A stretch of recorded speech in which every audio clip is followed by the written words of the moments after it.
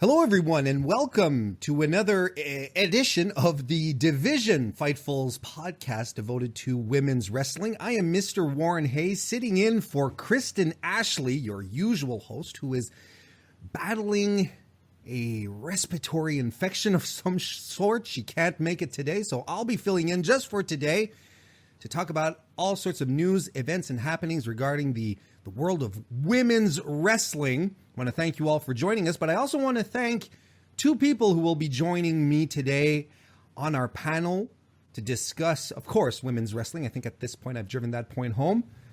First and foremost, two returning panelists actually. Laura Mauro, who is a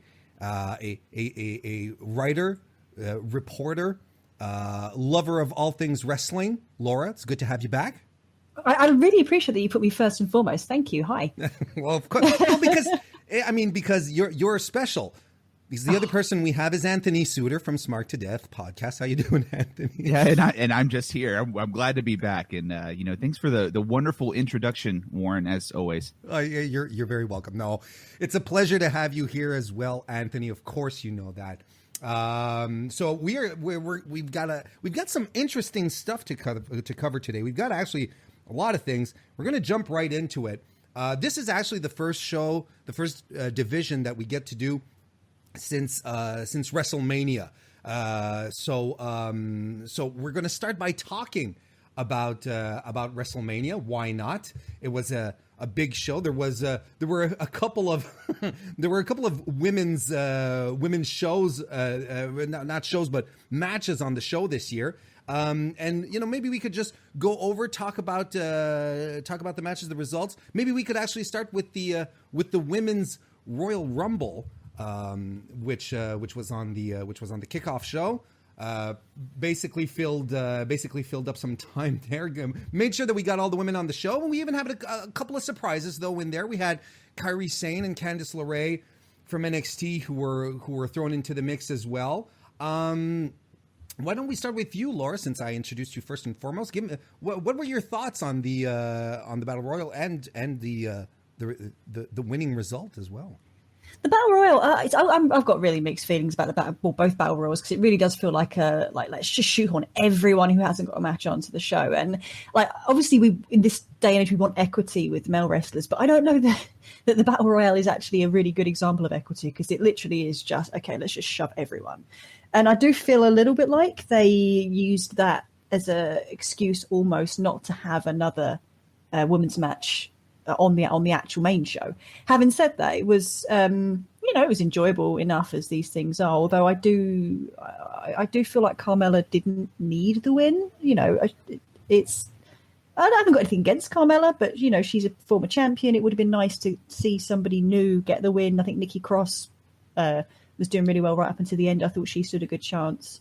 I think it really, you want to use the Battle Royal to showcase up and coming talent, and it was just a bit of an odd decision that Carmella won, in my opinion.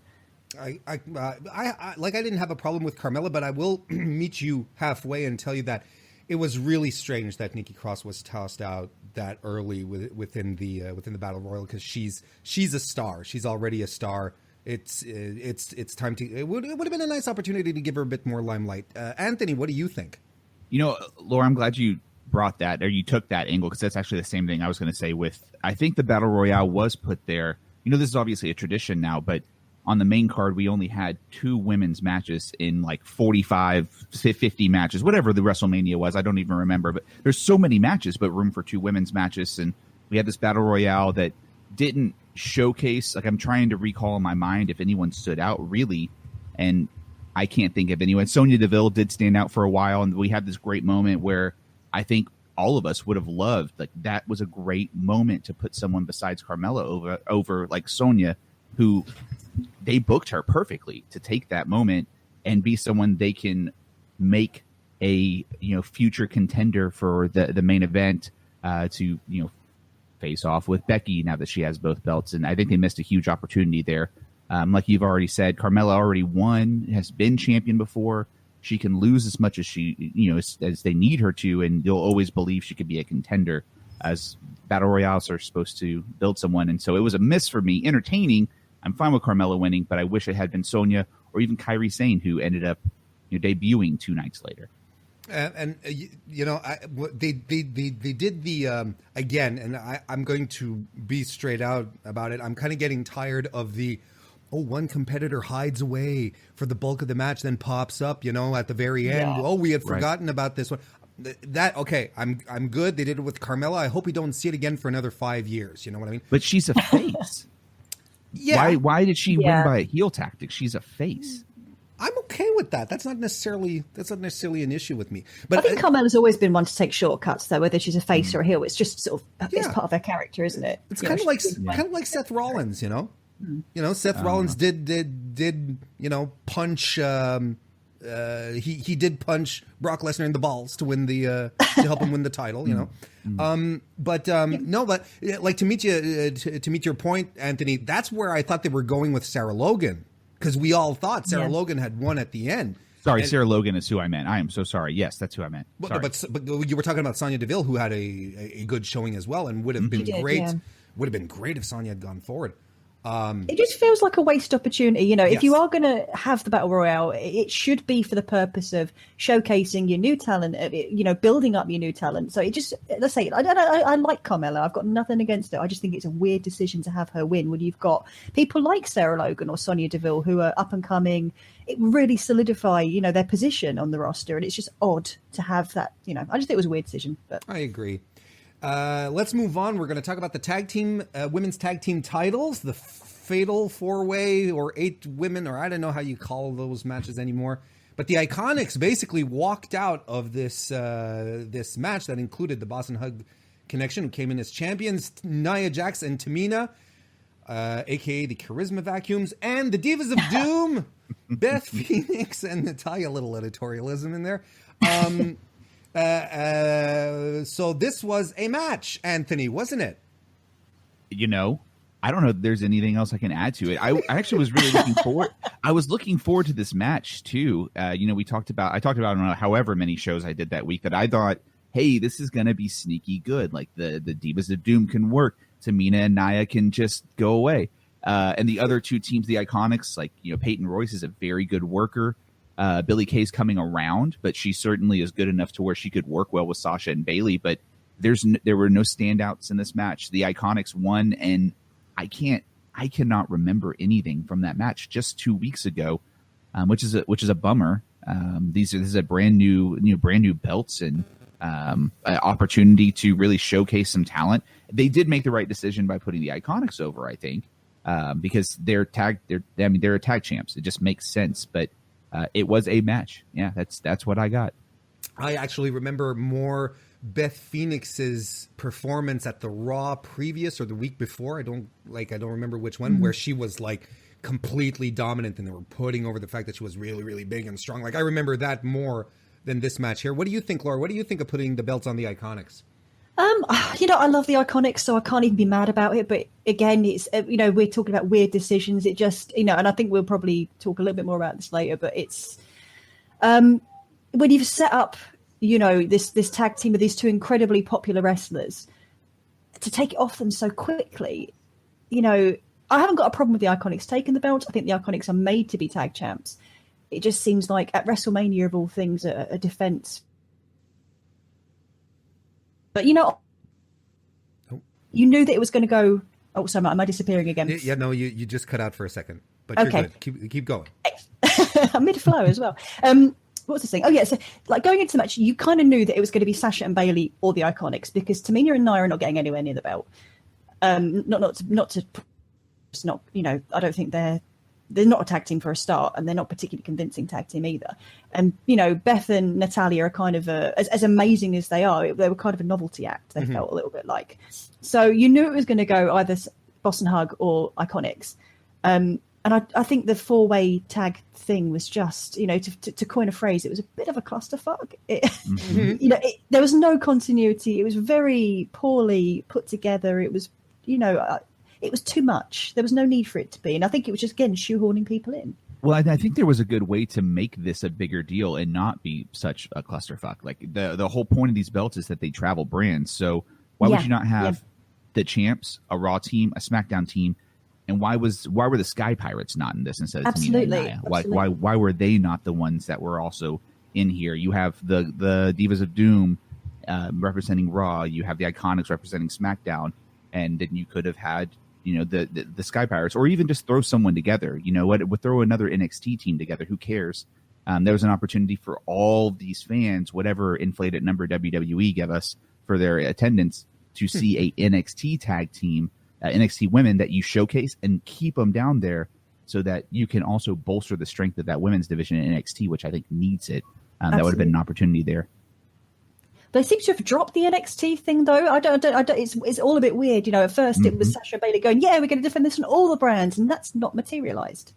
So is that still a thing? Is it not a thing? Who knows? Yeah, but they could have. I agree. They could have tossed Io and Kyrie here and then use them with the NXT logo, because that's what they've been doing with Aleister Black and Ricochet ever since they were called up. When they get their signature intros, it's with the NXT logo and so on and so forth. So there was precedent. It could have there was precedent. It could have worked. I was actually expecting, when I was booking this in my mind, I was actually expecting the Sky Pirates versus Boss and Hug on TakeOver, on the Friday. Yeah, that would have been awesome. Yeah, but I like that you brought up Ricochet and Aleister Black as them coming up with the NXT logo, because look how much that's done for these two getting over with the main crowd. They got no reaction in Lafayette, and now all of a sudden Ricochet even threatens to get on the top rope, and the pop is huge. Why would they not do that also with the women? Why would they not also give them this opportunity to take two single stars and start to really show them, like a Candice LeRae who could really use it? Yeah, and especially since they will bring in Kyrie up anyway. Yes, exactly. Yes. Well, we'll have a chance to talk about that, but I think that's might be part of the plan of what they're doing with Kyrie Sane, but we'll have a chance to talk about that a little later on in the show, because now we're going to move on to the main event, our main event of this segment, the main event of the match. Becky Lynch defeated Ronda Rousey and Charlotte Flair to become Becky Two Belts.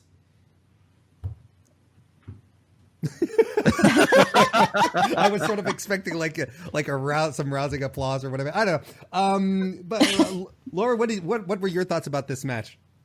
Becky was always going to take it, wasn't she? It was just foregone conclusion, and and rightly so. It was the right way to go. It was the right kind of finish, even though the finish itself was screwed up. And I don't know whose fault that was. I don't. It's hard to tell whether it. When you see Ronda put her shoulder up and that wasn't planned, you never really know whether it's planned or not. Yeah.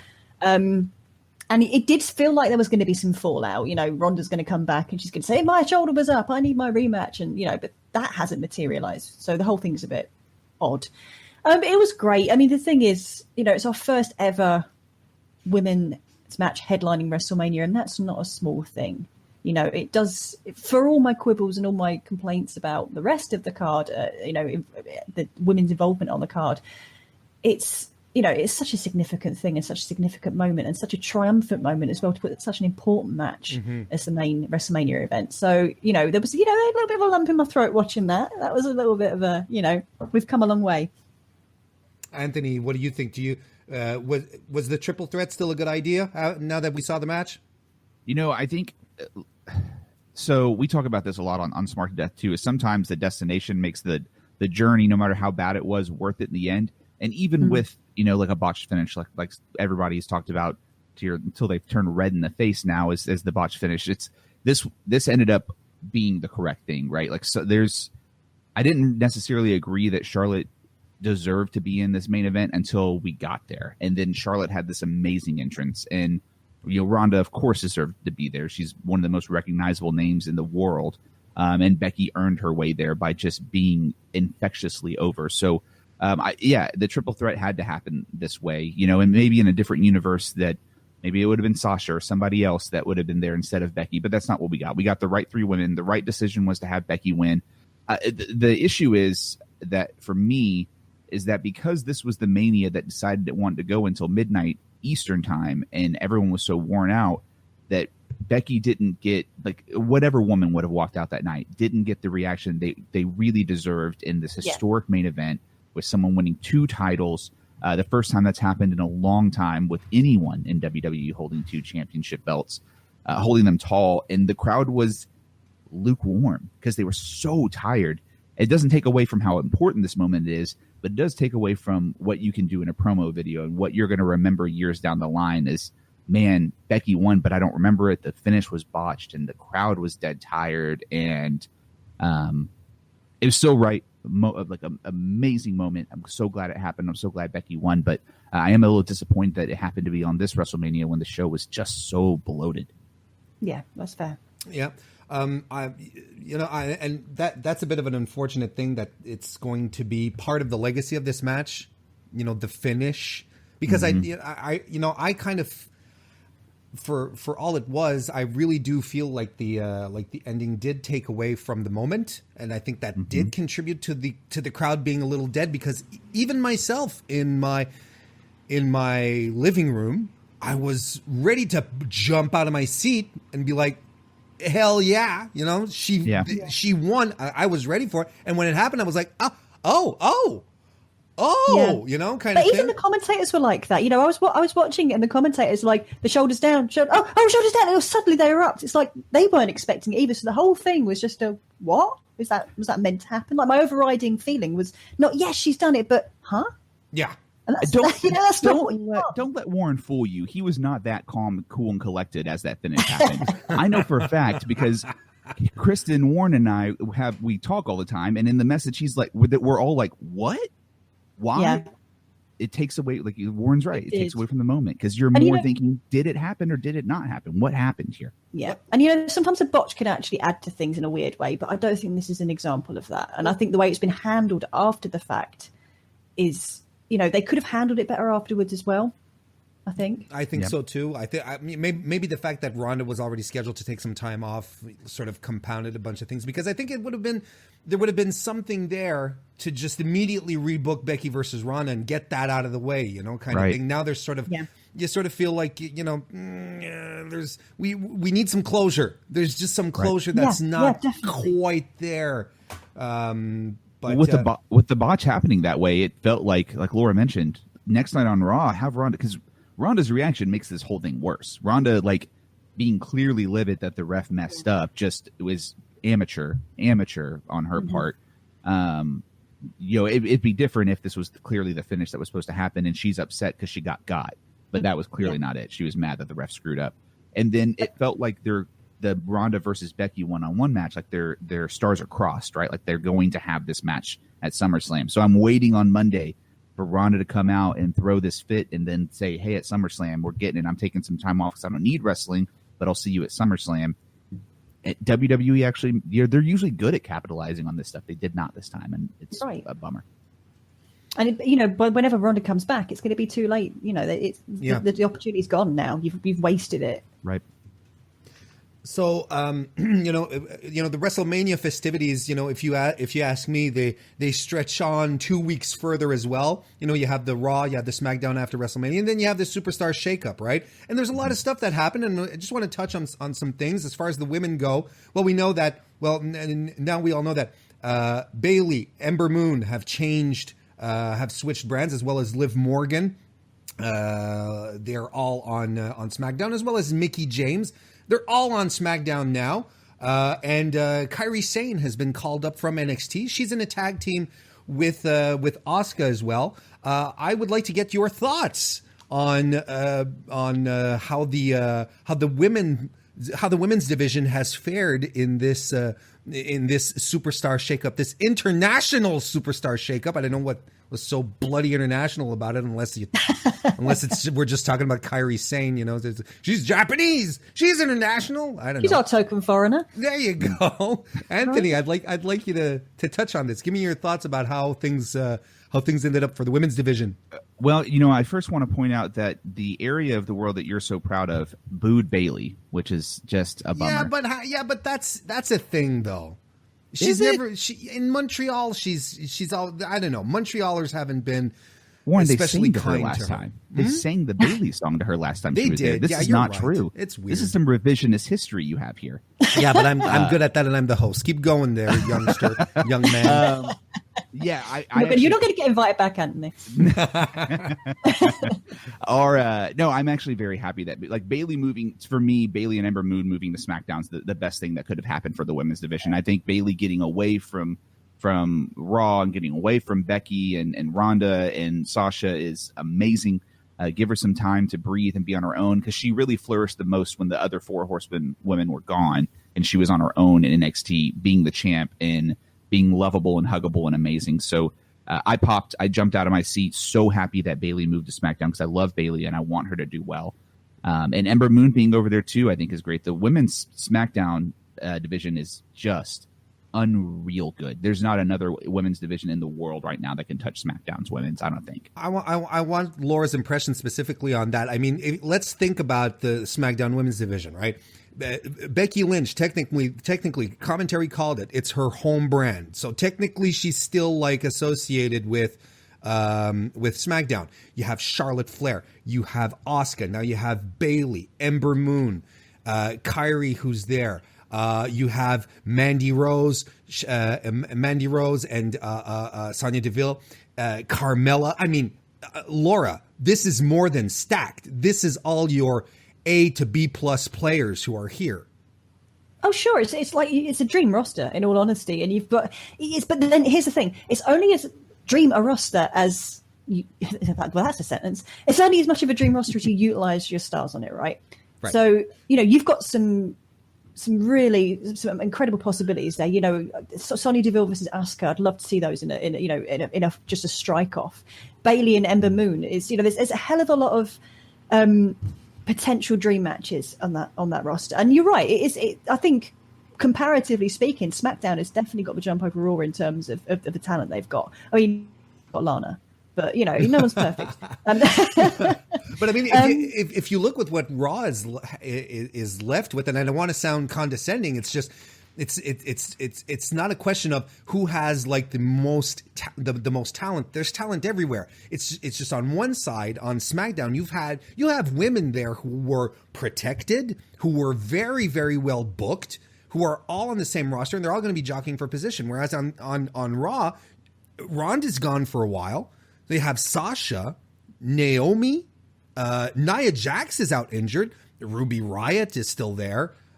Sarah Logan, but then again, is the Riott Squad going to Liv Morgan's been transferred, so we're all assuming the Riott Squad is done.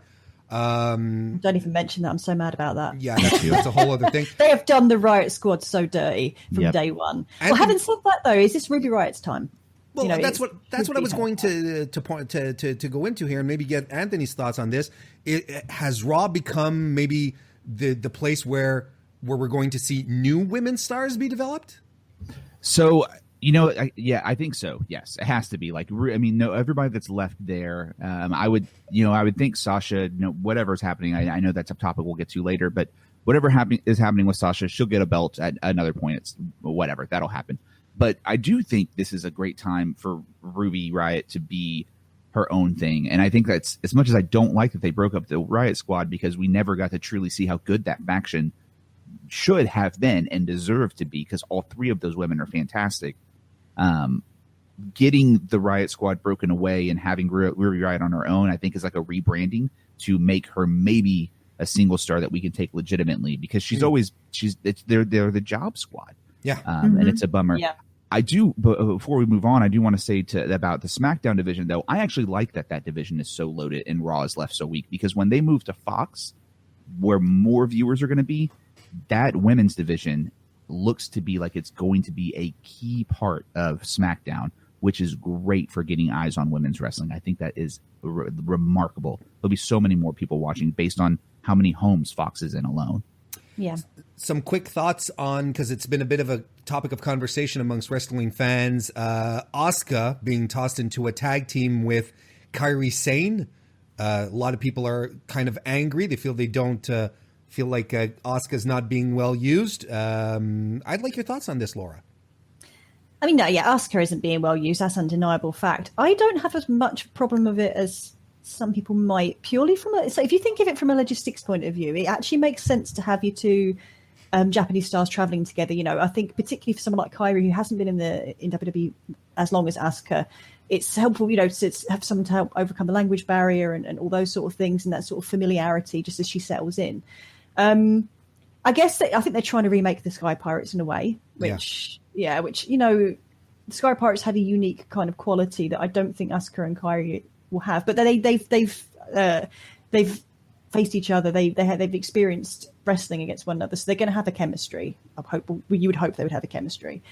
Anything that gets Asuka used more is all right by me. And if this has to be the way that it happens, then, you know, I wish that she'd get a push. I wish that she'd be back in the title scene. But if this is the best that we could do for now, it's sad, really, isn't it, that we've kind of got to a point where it's like, you know, oh yeah, it's for just breadcrumbs, but it's better than starving. Yeah, pretty much. No, you're absolutely right. Anthony, what do you think about this newly formed tag team? I didn't know I wanted it till I saw it happen.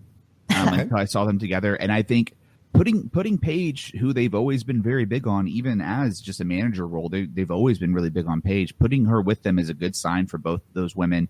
Kairi Sane is already ridiculously over, because of course she is, because she's adorable and her moveset's amazing, and she's a damn pirate. You can't. If WWE fans ever boo an adorable pirate that has the best elbow in the business, then I don't even know what's happening in the world anymore. But I think this is our bridge to get heel Asuka and a rebrand for her as well. I think that there's no way Kairi's ever turning heel. It's not ever going to happen. It can't happen. It won't work.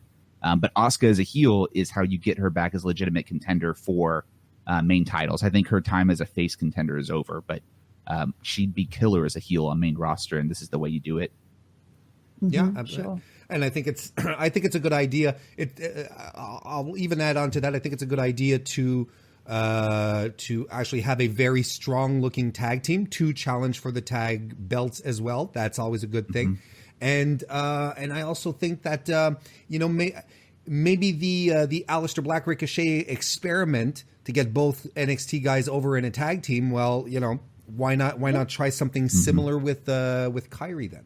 It does kind of have the whiff of Vince McMahon over it, though, in a sense that, you know, is it a coincidence that he has got the two Japanese wrestlers and just gone, hey, let's form a tag team? You know, he has got form in this area. So, you know, the motivation, I don't know. I don't want to be uncharitable, but it's not a coincidence. I think you're right. All right, we're going to move on to another story, but still one that's very much connected into the WrestleMania events. We're going to talk about one Ms. Sasha Banks. I don't know if you heard.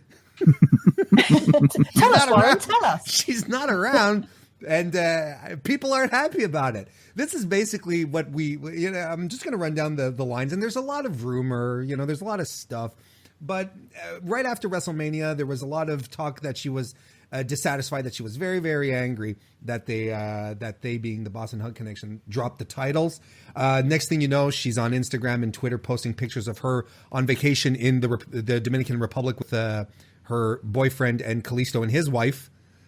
And she even pulled out of a personal appearance. I think it was on the Wendy Williams show on TV. Yes, she pulled out very, very last minute, and even the representative from the show went out and said that they were kind of pissed and that she wasn't welcome there anymore.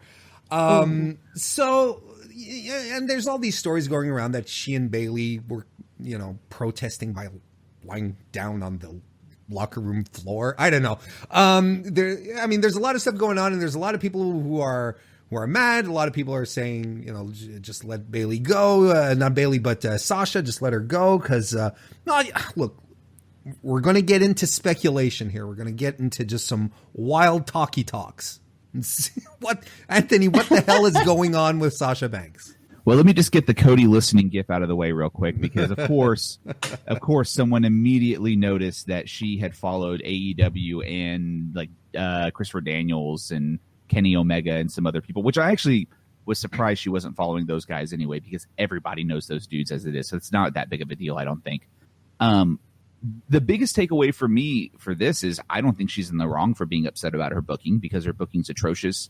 And she was there when they first got this massive like push of momentum toward going from divas to, women's wrestlers, where they're just talented, amazing wrestlers, male or female. They're just good wrestlers.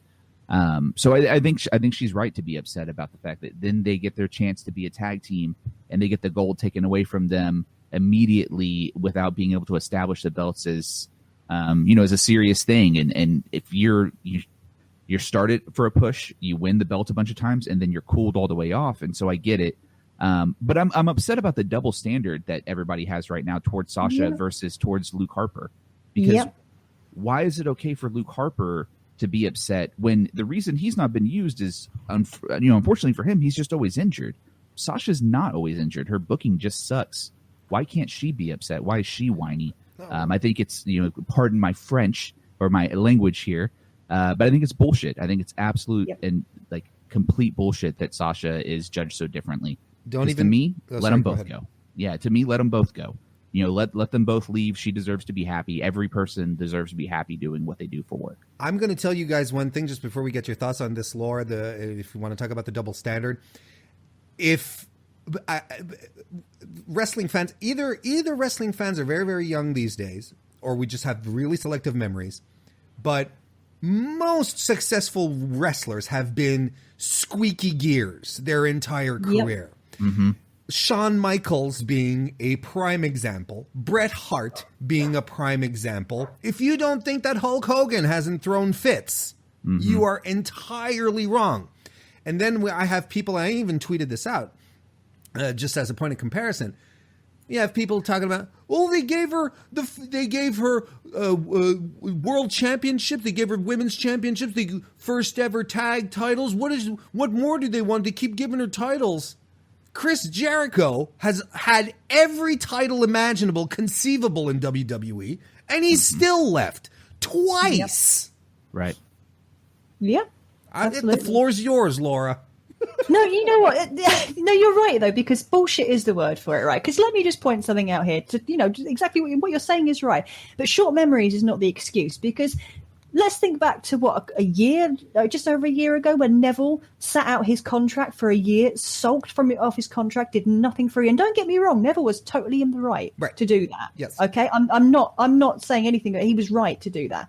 But why is it right for Neville to not do a damn thing for a year? And not right for Sasha to turn around and say, I'm sick of it. Even if she is laying on the floor throwing a fit, good for her. Why shouldn't she do that? Neville was sitting on his ass at home, not doing anything, sitting out his contract. He's been a champion. He's been the star of 205 Live.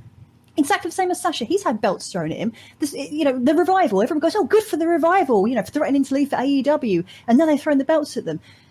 Why is it okay? The double standard is so obvious, and it is gendered. It is absolutely gendered, and it's I'm going to put it out there. There is a racial element to it as well, because look at how Naomi gets treated. Whenever Naomi sticks her neck above the parapet about her booking, which is equally bad, she gets it in the neck. And I've never, when you look online about anytime Naomi says anything that vaguely hints at the fact that she might not be happy. I know they say don't read the comments, but in this instance, read the comments and you see what kind of vitriol she gets in comparison to Luke Harper saying he's not happy, to the Revival saying they're not happy, Gallows and Anderson rumoured to be not happy. All these people, it's like, well, yeah, their booking does suck. Sasha Banks is not happy. Oh, she's such a bitch. They've given her the titles. Well, she's been a champion like 5 million times. Well, what does she want? Okay, an actual substantial title reign would be a good start, because she gets the belt taken off her within 30 days of winning it. So, the thing is, WWE have got to realise that they can't just stick a plaster on something, or a Band-Aid, to be intercontinental about it. They can't just stick a Band-Aid on something and say, and rip it off 10 minutes later and go, what? We gave you treatment. It doesn't work that way. You've got to make substantial change. Sasha and Bayley campaigned for such a long time for those tag belts. They got those tag belts. Within a few months, they had those tag belts taken away. And it's like, hey, we're splitting you up now. So, thanks for everything. Thanks for your hard work. But, bye-bye now. Why wouldn't they be pissed? And what was especially weird is that they were really positioning both Sasha and Bayley as ambassadors, right? Right. Like, it was more than just look at your champs. No. They're going around. They go to NXT. They cut promos. And it's like, I really thought we were into their reign for the long haul. I not that I was shocked that the Iconics won. I was like, oh, well, this is interesting because I can get behind Sasha and Bayley chasing the belts again. Like I absolutely can. Although you kind of feel that there's something a little more insidious. Maybe is that the word I'm looking for? I don't know. Maybe. Go ahead, Anthony. Let me thicken this plot as well with the double standard. Like, let's talk about the guy that has a network special for himself leaving WWE tomorrow. You talk about a guy that's been given every fake fighting championship you can have. Like, these Band-Aids don't mean anything. Dean Ambrose, who also, in my opinion, is in the right to be dissatisfied, because at one point he was the most over wrestler in the entire universe. And he didn't get his opportunity. He got squashed by Brock Lesnar, and he's a Grand Slam champ. At one point, the Dirty Deeds was the most protected finisher in wrestling. Yep. Period. Until Drew McIntyre got up from it recently, in a Last Man Standing, and that motherfucker is still protected because it took 7 or 8 before he got up. That is the most protected finisher that exists in wrestling today, not named the One-Winged Angel. And Dean Ambrose is still leaving, but there's pageantry and celebration and thank you speeches and Seth Rollins crying about his brother leaving and interviews, and everyone's okay with Dean leaving. But if your standard is that you had belts and you had championships, Dean Ambrose should be the last person you're okay with leaving, because he's had everything. He was part of the one they consider their greatest faction of all time and absolutely one of their top stars. But it's okay for him to be mad and for him to leave, but not Sasha Banks and Bayley to be upset and not throw belts at the boss like Brock Lesnar did after Mania. It's ridiculous. It's a double standard, and it is absolutely gendered. It really aggravates me to like no means. Like, I'm so upset about it. Yeah. Not one male wrestler who is thrown a paddy over not being booked well or not having enough belts, not one of them has been ripped to shreds anywhere near as much as Sasha has. And it's so egregious. No, I swear, like, honestly, if we were to transpose 1990s Shawn Michaels into modern day Twitter era, like, he would be torn apart. You know, if we're just gauging reactions here. You know, I'm on your side, Laura, when you talk about, you know, this being gendered, maybe even having some racial connotations to it. I'm on board with that. I believe that. But man, I mean, I'm leaving because I lost my smile. Are you kidding me? Twitter would have a meltdown, like literally a meltdown. Yeah. Like, the Twitter servers would physically just be reduced to goo. That would, or, you know, would they? Because he's a dude. You know, let's throw that in there as well. No, but I agree. I get what you're saying. You're right, but you know, it's just, in this day and age, it just seems like, you know, I think there's an element of all these, you know, and I say fanboys, and you know, that includes fangirls too, but everyone's got their favorite wrestlers, and it just seems like women are still not on that same level. Women are still not treated on par with male wrestlers. No.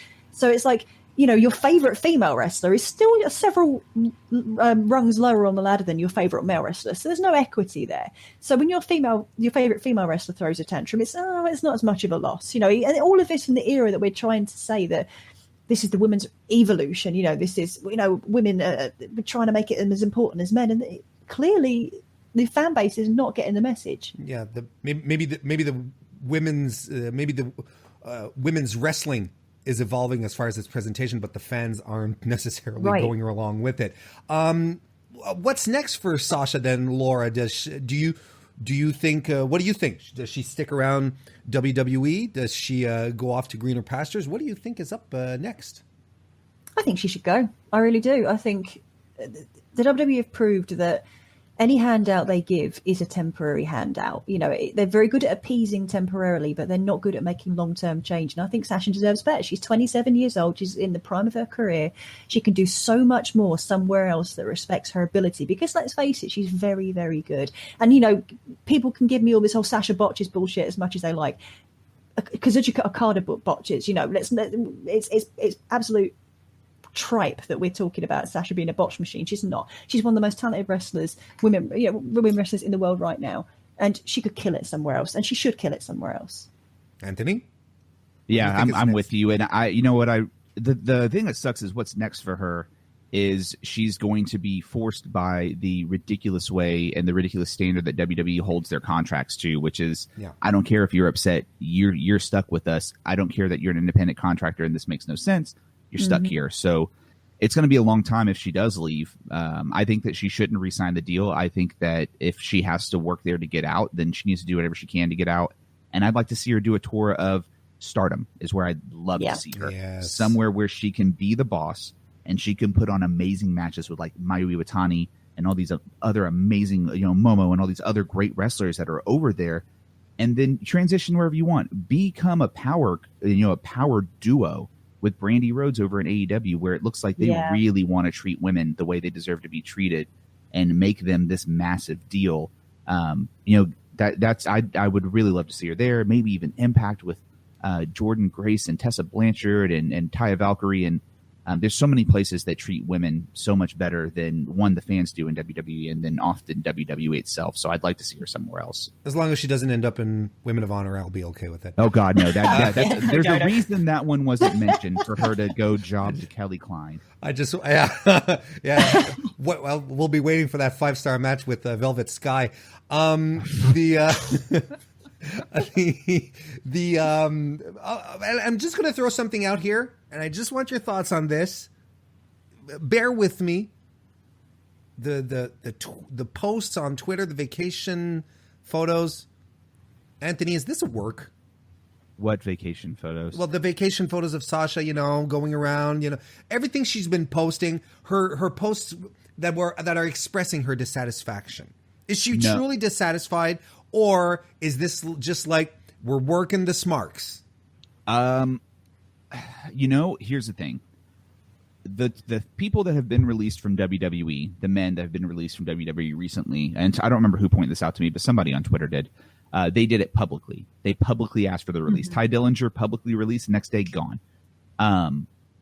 Don't you think someone that had such a big level of like fandom and merch selling and like she was such a high status with WWE, maybe it's a work, or maybe it's that she's going to an extreme here to get released and she just wants to really up the ante and piss WWE off so she can be fired. Well, you see, I think the difference between Ty Dillinger or even Luke Harper with Sasha Banks is that they are definitely not on the same level of stardom, within the company. So basically, what you're saying, Anthony, if I'm gathering this correctly, is that she's not being upfront about it because of her star power. She's being a little more cagey about it, is what you're saying. I think she's being a little more cagey and going to a different extreme to see if she can get her release granted. Laura, what do you think? Work or shoot? I think it could be either, but I kind of feel like if it was a work, we'd see more of it on actual WWE TV because they seem pretty high on, breaking the fourth wall right now. Look at Sami Zayn's gimmick right now. There's a lot of talk about how he's channeling kind of real life frustrations, not necessarily real life frustrations in the fans, but he's channeling them at the fans. They do like to utilize this kind of thing. It's weird that it's all happening on Twitter and Instagram. I know they do utilize those, but it's just odd that it's only there. I would expect Sasha to come out on WWE and, do, maybe not make an effort in matches or cut promos on the subject or, something substantial, but it all feels a bit, underhanded, or it's like WWE don't want to draw attention to it. And that's a bit suspicious to me. Yeah, okay, that's fair enough. I mean, we'll see how this develops, of course, but this has the potential to be like one of the biggest stories in wrestling this year. If she does leave, man, that is going to be a seismic shift. It's going to be huge stuff. Something else that was huge, that's huge, that was revealed very backhandedly earlier this week, is apparently we're going to be getting there's no real surprise, but I mean, it's nice to hear it confirmed, or at least spoken about within context, is where we're going to be getting another Mae Young Classic this year. WWE was holding tryouts in Germany, and they had some camera crews over there to shoot the event and take some footage. Some of it has been released by WWE. And in one particular segment here, we have a Sarah Stock,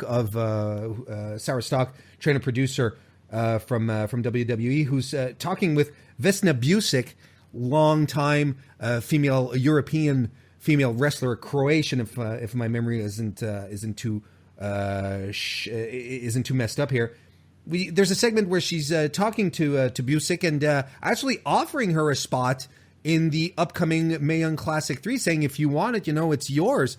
So, although the statement hasn't been officially made by WWE, apparently we're on our way there. And to me, that's some great news. Before we actually start talking about the Mae Young Classic, the German tryouts that happened, there was only one woman who made the cut afterwards. Her name is Amal Winchester, which I'm not very, very familiar with, but she is wrestling these days in WXW. She's been having matches with Killer Kelly, and apparently she made the cut and will probably be included in the next Mae Young Classic. And speaking of Vesna Busick, well, she's a bit of she's a long-time wrestler. She's a bit of a heavyweight. Laura, I think you have just a couple of details on her, because whatever you know about her is unfortunately, it's more than I do, and I feel bad about that. But go ahead. So she's been on the scene for quite a long time, actually. She's been wrestling since the late 90s, if I remember rightly. Various different places. I know she's been for WXW, German Wrestling Federation. She's been Norwegian Wrestling Federation as well, I think. She actually retired in 2010 due to injury. She was off the scene for a while and came back in 2016. Which is, I think she's been with German Wrestling Federation, WXW, since then. She's kind of like, from what I know of her, she's quite a powerhouse wrestler. She's quite, she's quite intimidating physically, which is quite a cool thing to see. She's kind of got like I think a really brutal German suplex that she does. So yeah, I think she's, it'd be interesting to see what she pulls out in the Mae Young Classic and what kind of condition she's in, being that she retired due to injury. Yeah, exactly. And well, let's talk about the Mae Young Classic. I mean, we're doing, the news is out there. Why don't we have just a little fun and think about who's hasn't been signed by WWE and who's still out there, and who we'd like to see pop up for a match or two during the MYC. Anthony, do you have any women in mind? Just for laughs, because I'd like to see how she comes back. I'd like to see Priscilla Kelly in there again. Oh my god! After this massive transformation, see if she even, because obviously she wouldn't go full tampon druids, which was absolutely my favorite thing from WrestleMania weekend. Is that she had the that was your absolutely favorite thing, like your Lauren, absolutely favorite a woman thing. Came out with tampon druids at a wrestling show. I'm not here for serious wrestling. Hang on there. Yeah, okay, this like on top, let's say, of Johnny Gargano and Adam Cole getting the highest rated match in WWE history. Let's say on top of Kofi Kingston winning the title, Becky Lynch winning the title, Tampon Druids did it for you, Anthony. That's what you're telling me. Ask me what I'm going to remember when I'm senile and at like 45 years old because of the lifestyle I live. I'm going to remember the Tampon Druids. That's what I'm going to remember. But in like seriously though, it would be nice to see someone like a Tenille Dashwood, I think, come back. I know that she left the company and she was released in a very weird way, but I would love to see her get a platform, maybe not to be in WWE, but at least a platform to go and work. She's had a tough go of things since she left WWE. It didn't work out for her well in Ring of Honor because that division is trash. And they had so many opportunities to let her be the top girl there, top woman there, and they never pulled the trigger. So Tenille Dashwood was a great worker. Emma was a very over character, and they never knew what to do with her. I'd love to see her in a tournament because tournament wrestling is the best. So seeing her go in and work and get an opportunity to showcase her talent again and get a new start after a tough go of things, I think would be awesome. Laura. In terms of newcomers, Shotzi Blackheart, hands down. Shotzi is great, and Shotzi's really, her profile's really risen lately. She's pulling off some great matches. She's an amazing character. She's kind of the whole package, Shotzi. So I'd absolutely love to see her. I don't know if I'd want to see her sign for WWE, but I'd definitely like to see her in the Mae Young. Returning, Jazzy Gabber's got to come back, right? Well, she's been signed. She's officially with NXT UK now. Is she's she been right? signed. Huh? Yes. Yes. Can you imagine? We have Rhea Ripley, Piper Niven, and Jazzy Gabbard all on the same and Vesna Busick as well. It'd be like the battle of the giants. Jesus, I mean, I forgot it's about got to that. happen, right? I've got you interested, haven't I? So the other one, of course, is Mercedes Martinez, because I mean, her match against Meiko Satomura in last year's Mae Young Classic was pretty much my match of the year. Yeah. And I've been watching her recently at Eve, and she's just, I mean, how WWE haven't snapped her up is absolutely beyond me. She's such a talent.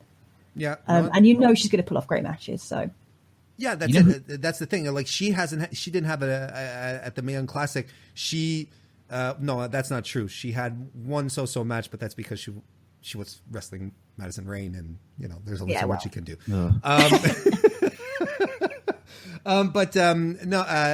Those are fantastic choices as well. I'm thinking Shazza McKenzie.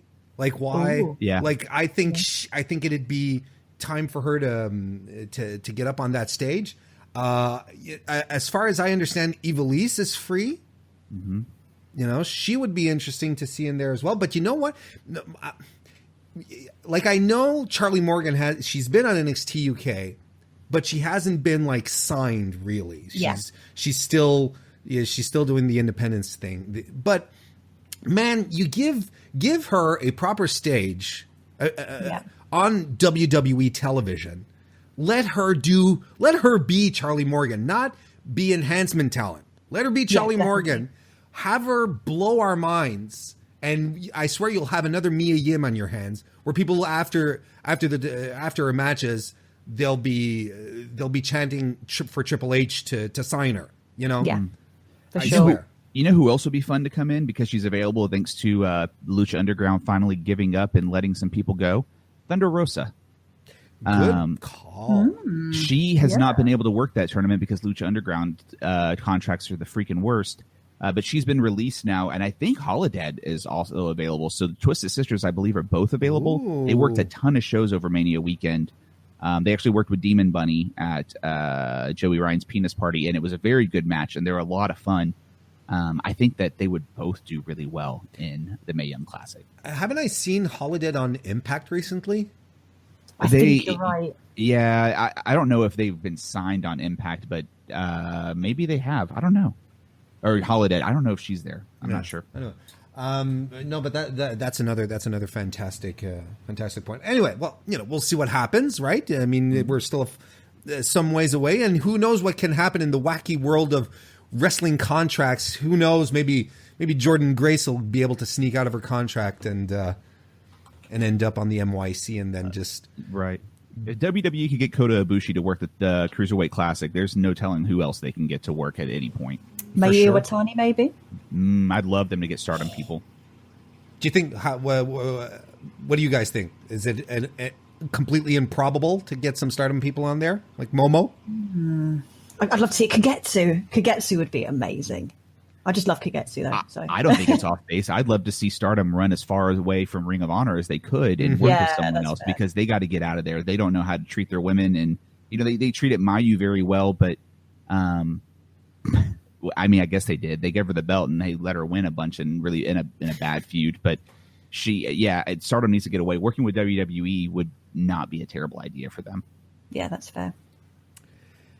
Let's move on to our last topic. We're gonna just before we close it all up, we're gonna talk about we have a tendency to talk about the major promotions and what's going on with the women there. But there are indie promotions that are doing some fantastic work with women's wrestling as well. So I don't know if you guys would have some indie promotions that you'd like to talk about, some stuff that's coming up.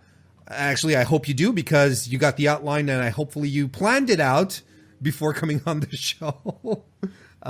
So Anthony, do you have tell us about an indie show that you'd be up for? So my wife and I are real excited. On Mother's Day, May the 12th, Wrestle Circus is coming back. And Wrestle Circus is this ridiculously fun promotion that's out of Austin, Texas. It's like 90 miles south of me. They go live on Twitch, and they often have a lot of really great wrestling there. Tessa Blanchard is like the female ringmaster there, and she's not wrestling at this event, but she'll be at the next one. So I cannot wait to see Tessa live. But Shazza McKenzie versus Leva Bates versus Christy James versus Alex Garcia or wow. Gracia. That looks like if that's a typo.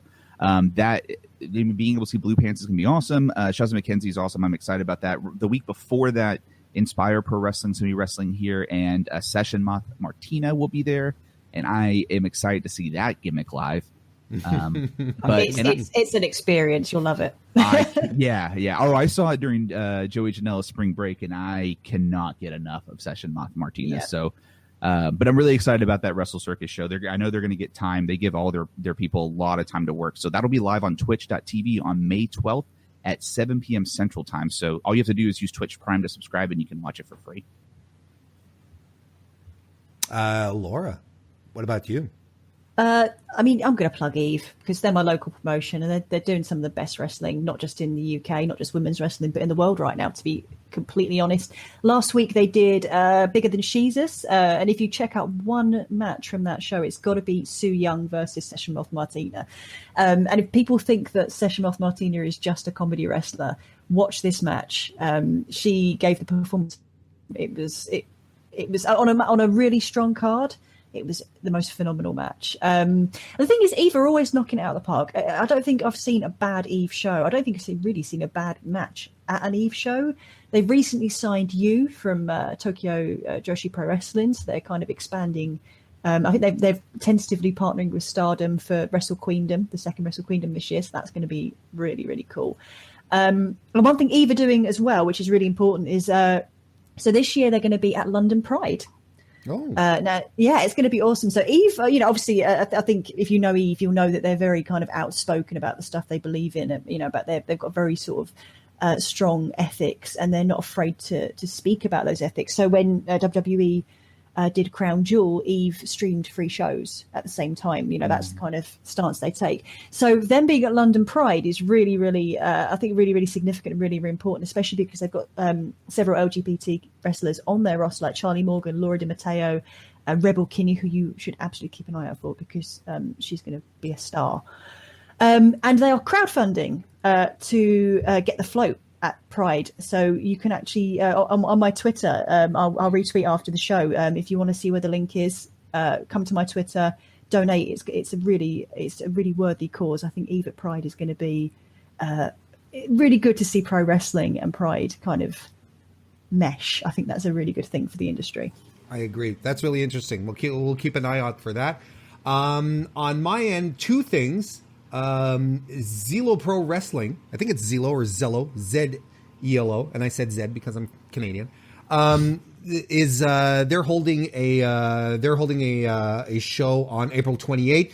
Of note, Kylie Ray and Britt Baker are going to be wrestling each other probably for the last time before Double or Nothing. So that's something, wouldn't be at all surprised if the AEW folks ended up there as well. You never know. You never know. So that's some cool stuff. And my own local promotion, which is North Shore Pro Wrestling, NSPW. They work they work out of Montreal, but then they go out of their way to different locales within the great province of Quebec. They're going to, in a couple of weeks on May 4th, they're coming with an all-women's show here in my hometown, and they are bringing with them Mercedes Martinez, Kimberly, Cheerleader Melissa, and Lufisto, who's on her farewell Quebec tour, because Lufisto is, she's a native of the province, so she's on her farewell tour. I am springing for the VIP tickets. I'm doing all the meet and greets. You can trust me on that. Are you kidding me? Those poor souls that have to meet you. Yeah.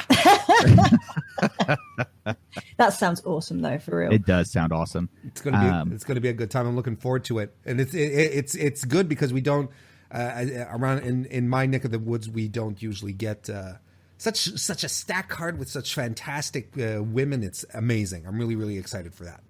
You brought up Kylie Ray, and I meant to bring this up as well. She's been doing a lot of, when the first time I was on the division, we talked about intergender wrestling.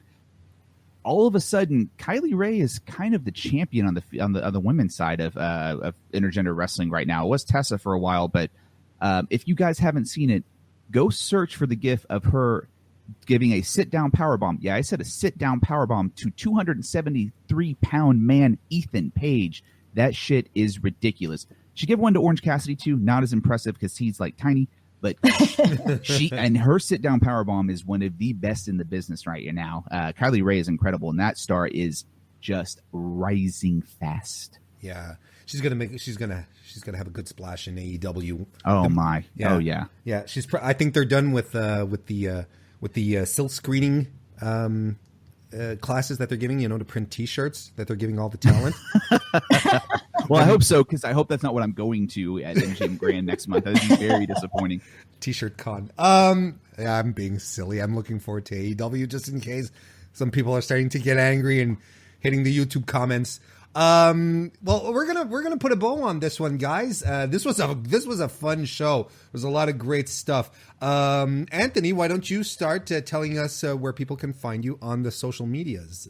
Yeah, you can find just me and myself at Anthony Suter S2D.